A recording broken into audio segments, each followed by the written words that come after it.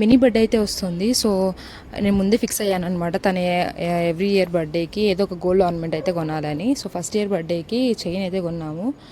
So ఈ year అయితే ఏం కొనాలో ప్లాన్ అయితే చేసుకోలేదు. బట్ మా దగ్గర ఉన్న మనీతో మేము అక్కడికి వెళ్ళి చూసిన వాటిలో మాకు రింగ్ అయితే మా బడ్జెట్లో వస్తుంది అనిపించింది. అండ్ రింగ్ అయితే సెలెక్ట్ చేసాము. రింగ్ అయితే కొన్నామన్నమాట.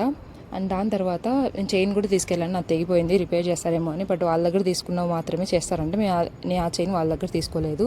సో ఇక ఎలాగో వెళ్ళాం కదా, నేను రీసెంట్గానే సెకండ్ టాప్స్ కుట్టించుకున్నా కదా.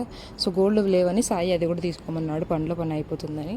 సో ఇక అది కూడా తీసుకున్నాము. దానికి సాయి పే చేశాడు అండ్ మినీ రింగ్కి నేను పే చేశాను అనమాట. ఎంత హ్యాపీగా ఉండిందో నాకైతే ఆ మూమెంట్. అండ్ నేను సేవ్ చేసిన మనీతో ఇలా ఒకటి గోల్డ్ కొన్నాను అంటే, గోల్డ్ అనేది మనం చాలా ప్రీషియస్గా చూస్తాం కదా. I felt so happy that day. And మేము ఇది తీసుకునే గ్యాప్లో మినీ అయితే మంచిగా కాఫీ తాగుతుందనమాట. అండ్ ఇంకా తీసుకొని ఇంటికి అయితే వచ్చేసాము. అండ్ నా సెకండ్ టాప్స్ అయితే సాయి హెల్ప్ చేస్తున్నారు పెట్టుకోవడంలో.